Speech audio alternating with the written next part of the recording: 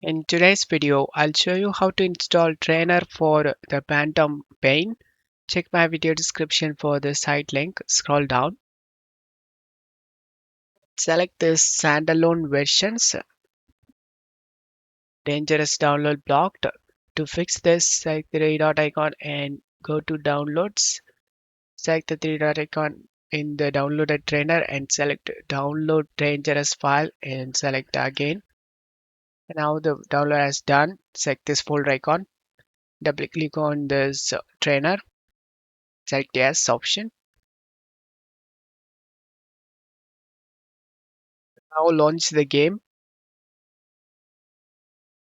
Once you are in game, press the Alt Tab key and open up the trainer.